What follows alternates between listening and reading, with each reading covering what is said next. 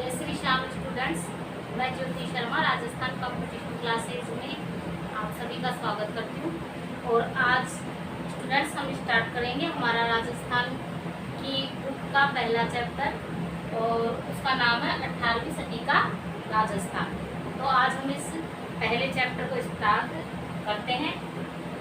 देखिए, मराठा जो थे, मराठों को सर्वप्रथम किसने संगठित किया था? मराठा शक्ति को सर्वप्रथम शिवाजी ने संगठित किया था। किसने किया था? शिवाजी ने मराठों को सर्वप्रथम संगठित किया था। जब औरंगजेब की मृत्यु हुई तो औरंगजेब की मृत्यु के बाद के जो शासक हुए थे वो ज़्यादा योग्य नहीं थे। तो उनकी औरंगजेब की मृत्यु के पश्चात मराठों ने क्या किया? उत्तर भारत में विस्तार की नीति अपनाई। औरंगजेब को मरने के बाद उनके बाद के जो शासक थे उनकी अयोग्यता का लाभ उठाकर, जिससे वह मालवा व गुजरात में आक्रमण करने लगे। मालवा और गुजरात में मराठों के आक्रमण की वजह से राजस्थानी शासकों को भी चिंता हुई, क्योंकि राजस्थान के शासकों को पता था कि अगर ये मालवा और गुजरात की तरफ बढ़ गए तो अब धीरे धीरे किधर बढ़ेंगे?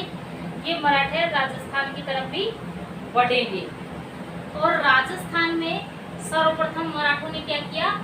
1711 ईस्वी में, अब 1711 ईस्वी में मराठों ने सर्वप्रथम कहाँ पर प्रवेश किया? तो सर्वप्रथम मेवाड़ में प्रवेश किया। कहाँ पर प्रवेश किया मराठों ने? सर्वप्रथम 1711 ईस्वी में राजस्थान में मेवाड़ में प्रवेश किया।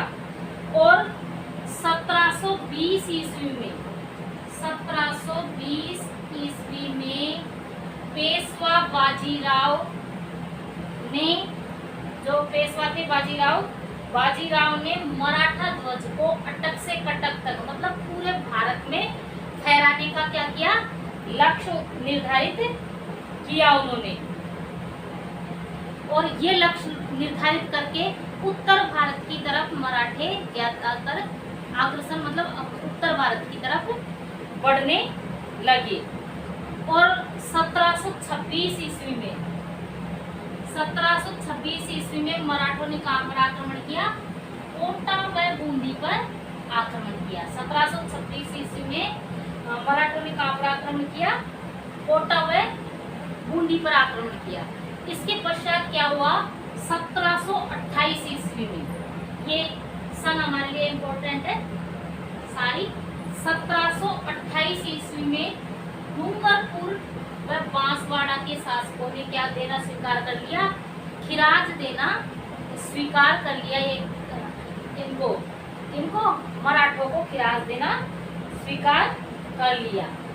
फिर उसके बाद 22 अप्रैल 1734 ईस्वी में मराठों ने क्या किया कि बूंदी में बुद्ध सिंह को पुनः वहां का शासक बना दिया। बुद्ध सिंह को वहां का शासक बनाकर राजस्थान की राजनीति में उन्होंने हस्तक्षेप किया। मतलब राजस्थान की राजनीति में प्रथम हस्तक्षेप मराठों का कहाँ पर था? बूंदी। देखो, कंफ्यूज होने की बात नहीं है। सर्वप्रथम मराठों ने प्रवेश किया था 1711 ईस्वी में मेवाड़ में, और मेवाड़ में प्रवेश किया। और प्रथम राजनीतिक हस्तक्षेप था वो बूंदी राज्य में किया था। 22 अप्रैल 1734 को उन्होंने बुद्ध सिंह को वहां का शासक बनाया और शासक बना के राजस्थान की राजनीति में प्रथम हस्तक्षेप किया। इससे यहाँ के शासक भयभीत होने लगे। मराठों द्वारा बूंदी की राजनीति में हस्तक्षेप करने से यहाँ के शासक क्या हो गए? भयभीत होने लगे। और उन्होंने मराठों के विरुद्ध कोई ठोस नीति बनाने का क्या किया? निर्णय लिया कि मराठे इस तरीके से नहीं रुकेंगे, हम सबको एक होकर लड़ना पड़ेगा। इसलिए उन्होंने एक ठोस नीति बनाने का निर्णय लिया। और ठोस नीति क्या बनाई उन्होंने? हुड़ा सम्मेलन का आयोजन किया। हुड़ा सम्मेलन का आयोजन कब हुआ? हुड़ा सम्मेलन का आयोजन 17 जुलाई 1734 ईस्वी को हुआ। कई बार ये कंपटीशन की एग्जामों में पूछ ली जाती है हुड़ा सम्मेलन की डेट, कि कब हुड़ा सम्मेलन का आयोजन हुआ। और हुड़ा सम्मेलन का आयोजन कहाँ पर हुआ? तो भीलवाड़ा में हुड़ा सम्मेलन का आयोजन हुआ था। और इस हुड़ा सम्मेलन की अध्यक्षता किसने की थी?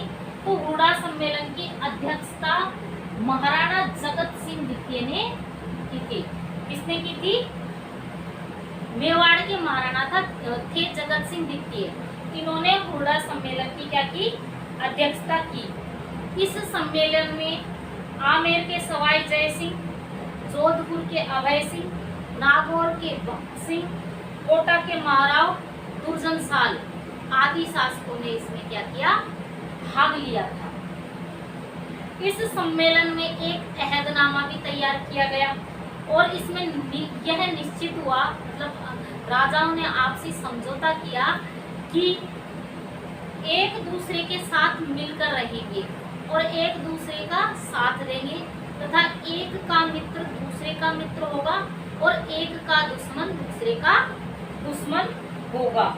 और इस तरीके से इन्होंने यह अहदनामा तैयार किया, मतलब ये एक समझौता पत्र, इन्होंने अहदनामा मतलब एक समझौता पत्र तैयार किया कि भाई सारे एक साथ मिलकर मुकाबला करेंगे, एक का दुश्मन दूसरे का दुश्मन, एक का मित्र दूसरे का मित्र होगा। और सभी ये तय किया गया कि वर्षा ऋतु के बाद सभी एक साथ मिलकर कोई निश्चित योजना तैयार करेंगे। और उन्होंने इसके लिए वर्षा ऋतु के मतलब वर्षा ऋतु के बाद रामपुरा में एकत्रित होने का निर्णय लिया। लेकिन ये सारी बातें कागज तक ही सीमित रह गई, उसको मतलब व्यवहार में किसी ने भी नहीं अपनाया। व्यवहार में किसी ने भी नहीं अपनाया। क्यों? क्योंकि जो राजपूत शासक थे वो जाति, भाषा, रीति रिवाज में तो समान थे, लेकिन उनमें क्या था? एकता का अभाव था। क्योंकि हर राजा अपनी रियासत को, मतलब उस समय रियासतें थी तो अपनी रियासत को एक अलग ही देश समझता था और सब अपने अपने निजी स्वार्थों में लगे रहते थे। और इसमें क्या हुआ कि जो जयपुर के शासक थे सवाई जय सिंह द्वितीय, इसमें सवाई जय सिंह क्या थे? बिल्कुल उदासीन हो गए। उन्होंने कोई निर्णय नहीं लिया और निर्णयों की कोई स्पष्टता नहीं दिखाई और उनके निर्णयों की अस्पष्टता की वजह से मराठा नीति ढंग से इम्प्लीमेंट मतलब लागू नहीं हो सकी। क्योंकि उन्होंने कोई रुचि नहीं ली और रुचि नहीं ली तो कार्य आगे नहीं बढ़ा। इससे मराठा शासकों का राजस्थान में क्या है? प्रभुत्व बढ़ता गया। पेशवा बाजीराव थे। बाजीराव ने क्या किया कि अपनी माता, उनकी माता थी राधाबाई, उनकी माता राधाबाई को 1735 ईस्वी में, अब सन लिख लेना चाहे साथ के साथ नोट्स बनाते चलो, सन 1735 ईस्वी में उनकी माता राधाबाई को राजस्थान में तीर्थ यात्रा के बहाने से भेजा। वो ये देखना चाहते थे कि वहाँ के शासक मेरी माता का किस तरह से सम्मान करते हैं, या वहाँ के जो राजा है किस तरह से राजनीति चलाते हैं, क्या नीति है, किस तरीके से रहते हैं। इस चीज का आकलन करने के लिए उन्होंने अपनी माता को तीर्थ यात्रा पर भेजा। और जब उनकी माता तीर्थ यात्रा पर आई तो यहाँ के शासकों ने उनकी माता का बहुत सम्मान किया और उनकी माता सकुशल वापस लौट गई। जब उनकी माता सकुशल वापस लौट गई तो पेशवा जो बाजीराव थे उन्होंने दूसरे ही वर्ष क्या किया?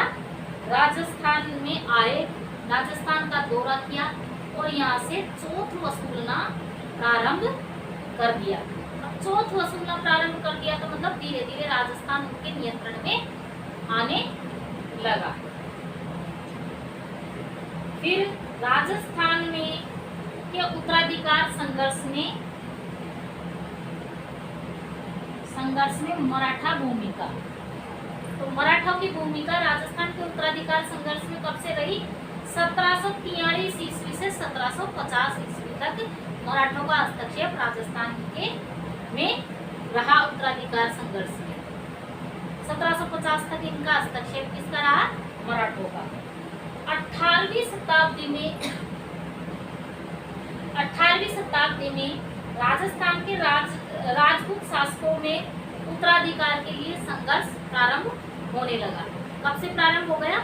18वीं सदी से। यही कारण था कि मराठों को उत्तराधिकार के निर्णय में धक्का देने का एक अच्छा अवसर मिल गया, क्योंकि जाहिर सी बात है कि किसी परिवार में भी देख लो कि दो लोग लड़ेंगे, दो भाई आपस में लड़ रहे हैं, तो उसका फायदा कौन उठाएगा? तीसरा उठाएगा। और उस समय 18वीं शताब्दी में यही राजस्थान में हो रहा था कि प्रत्येक संघर्ष में प्रत्येक रियासत में दो दो उत्तराधिकारी दावेदार बन रहे थे और उन दोनों में संघर्ष हो रहा था। तो संघर्ष हो रहा था तो उसका फायदा कौन उठा रहे थे? मराठा उठा रहे थे। वो दोनों तरफ से धनराशि वसूल करके सेना भेज रहे थे, युद्ध लड़ रहे थे, और लड़ दोनों ही तरफ से रहे थे, तो और दोनों तरफ से पैसे लूट रहे थे। तो फायदा कौन उठा रहा था? मराठी। फिर नेक्स्ट है जयपुर उत्तराधिकार संघर्ष। अब ये जयपुर उत्तराधिकार संघर्ष किन किन के मध्य हुआ? तो जयपुर का जो उत्तराधिकारी संघर्ष है वह माधो सिंह व ईश्वर सिंह के मध्य हुआ। क्या था? औरंगजेब की मृत्यु के बाद औरंगजेब के जो उत्तराधिकारी थे बहादुर शाह के विरुद्ध ये बनाया गया था, ये देवारी संगठन हुआ था। इसमें क्या हुआ कि जो उदयपुर के महाराणा अमर सिंह द्वितीय थे, उनकी बहन थी, उनकी पुत्री थी चंद्रकुमारी बाई, तो उनका विवाह सवाई जय सिंह के साथ 1708 ईस्वी में कर दिया गया। और 1708 ईस्वी में इस शर्त पर हुआ था कि उनसे जो पुत्र उत्पन्न होगा वह जयपुर राज्य का उत्तराधिकारी बनेगा।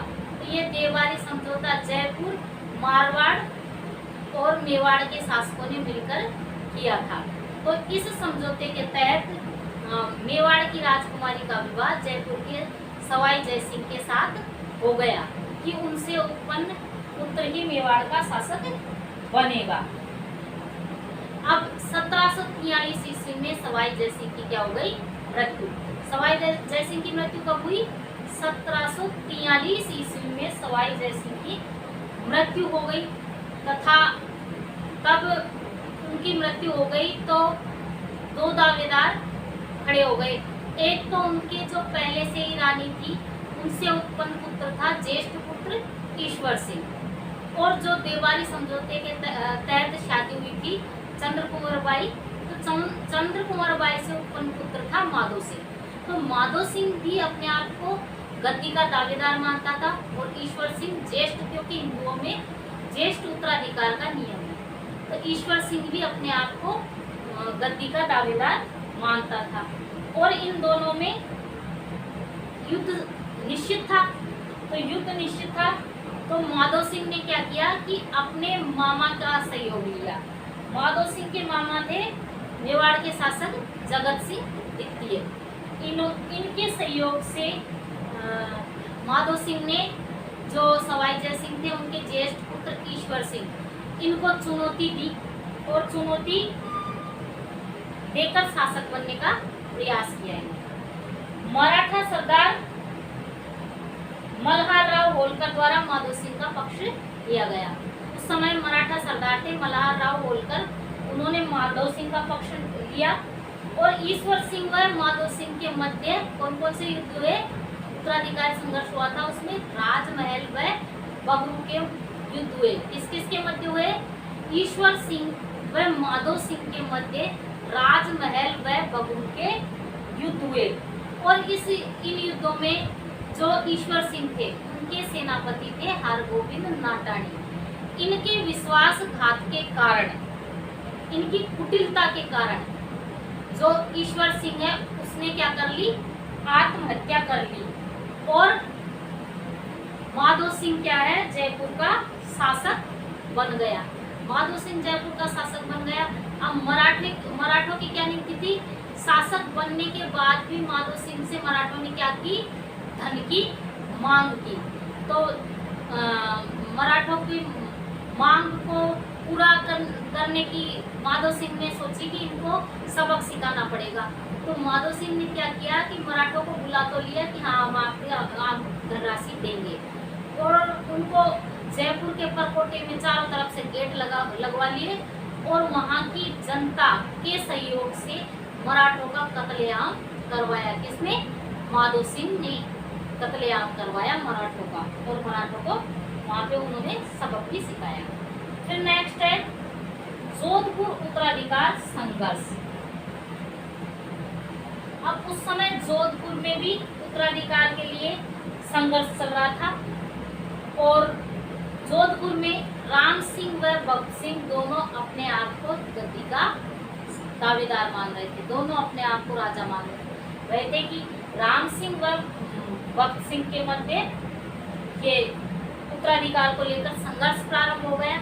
इस वजह से मराठों को जोधपुर की राजनीति में भी हस्तक्षेप करने का मौका मिल गया। दोनों ने ही मराठों से सहयोग प्राप्त करने के प्रयास किए, और दोनों प्रयासों में जुट गए मराठों का सहयोग लेने के। पेशवा सिंधिया व होलकर के हस्तक्षेप इस वजह से बढ़ गए। अंततः इन्होंने क्या किया? मराठों ने जोधपुर राज्य का विभाजन कर दिया। जोधपुर राज्य का विभाजन कर दिया और आधा भाग किसको दे दिया? राम सिंह को दे दिया। इससे इस स्थिति में मतलब मारवाड़ का जोधपुर का विभाजन ही नहीं हुआ।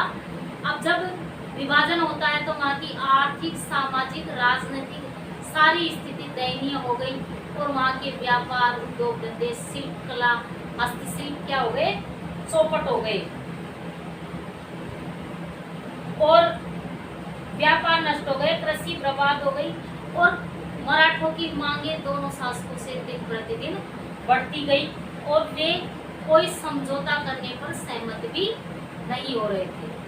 फिर नेक्स्ट है मेवाड़ में उत्तराधिकार संघर्ष। उस समय मेवाड़ में भी उत्तराधिकारी को लेकर संघर्ष प्रारंभ हो गया। मतलब 1761 ईस्वी में महाराणा राज सिंह द्वितीय की क्या हो गई? मृत्यु हो गई। कब हुई महाराणा राज सिंह द्वितीय की मृत्यु? 1761 ईस्वी में। सन हमारे लिए मोस्ट है। 1761 ईस्वी में महाराणा राज सिंह द्वितीय की मृत्यु हो गई, और मृत्यु होने से अरि सिंह को मेवाड़ के राज सिंहासन पर बैठा दिया गया। इसको बिठाया गया? अरि सिंह को मेवाड़ के राज सिंहासन पर बैठा दिया गया। इसके कुछ समय पश्चात ही गद्दी पर दूसरा दावेदार भी खड़ा हो गया, और दूसरे थे रतन सिंह। अरि सिंह व रतन सिंह दोनों के मध्य क्या हो गया?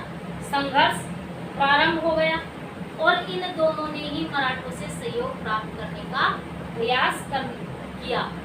परिणाम स्वरूप गृह युद्ध हो गया, और गृह युद्ध में मराठों को हस्तक्षेप करने का मौका मिल गया, जिससे मेवाड़ की सामाजिक, सांस्कृतिक, राजनीतिक व आर्थिक प्रगति के मार्ग क्या है? अवरुद्ध हो गए, रुक गए।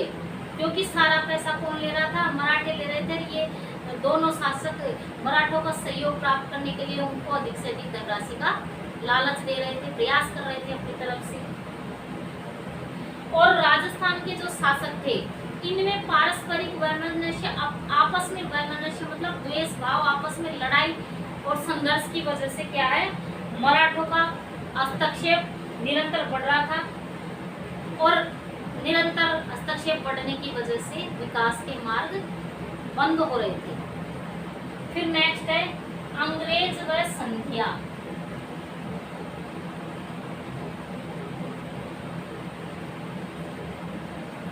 18वीं सदी के दौर में हुआ क्या कि जब राजस्थान में उत्तराधिकार को लेकर संघर्ष प्रारंभ हो गया। राजस्थान की लगभग से सभी रियासतों में थोड़ा थोड़ा संघर्ष चालू था, और उस समय मराठे लूट रहे थे दोनों तरफ से धन, मराठी राजनीति में हस्तक्षेप कर रहे थे।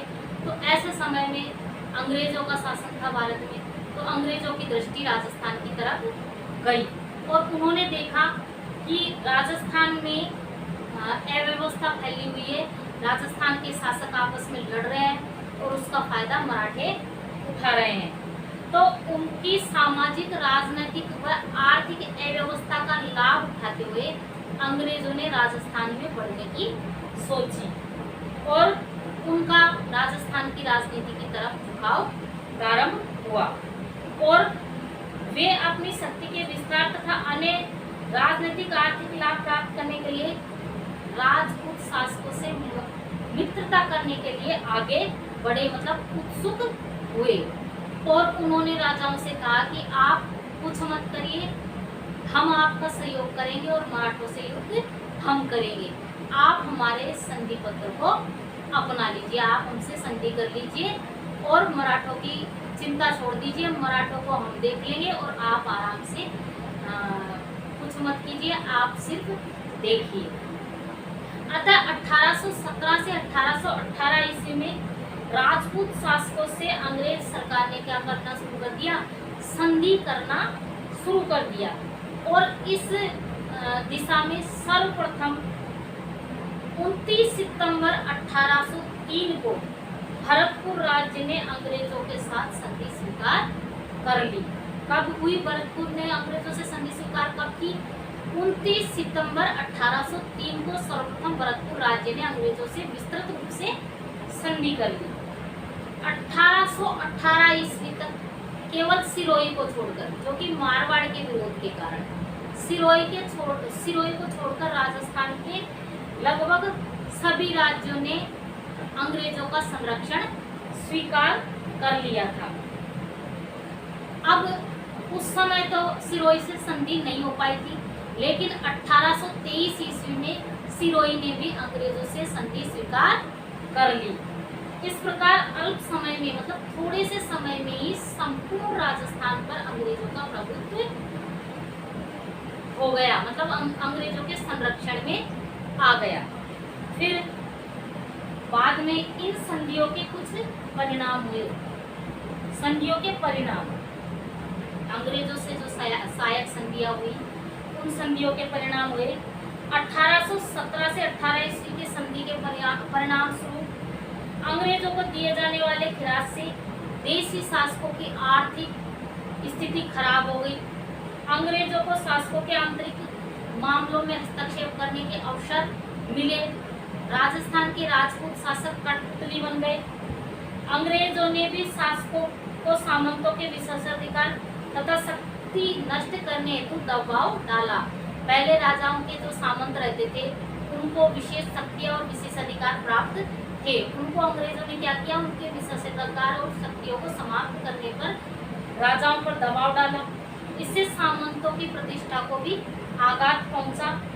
स्वदेशी व्यापार तो धंधे नष्ट हो गए और राजस्थान में चूंकि अंग्रेज आ गए तो उन्होंने राजस्थान में ईसाई मिशनरियों को बेचना भी प्रारंभ कर दिया।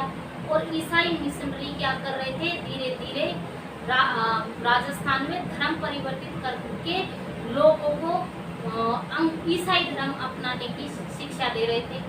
इससे आम जनता में आक्रोश भी उत्पन्न हुआ और इन सब चीजों की जनसाधारण में तीव्र प्रतिक्रिया भी हुई। और इस तीव्र प्रक्रिया ने आगे चलकर क्या हुआ, यह प्रतिक्रिया 1857 के संग्राम में बदल गई। अब देखिए अहदनामा होता है इकरारनामा या समझौता पत्र। चौथ क्या होता है, मराठों द्वारा अन्य शासकों से लिया जाने वाला सुरक्षा कर। चौथ क्या होता है, मराठों द्वारा अन्य शासकों से लिया जाने वाला सुरक्षा कर। और खिराज, कृषि भूमि पर लगने वाला कर खिराज कहलाता है। निम्न में से हुडा सम्मेलन की अध्यक्षता किसने की थी? तो हुडा सम्मेलन की अध्यक्षता महाराणा जगत सिंह द्वितीय ने की थी। मराठा शक्ति को सर्वप्रथम शिवाजी ने संगठित किया था। किसने संगठित किया था मराठा शक्ति को? शिवाजी ने संगठित किया था।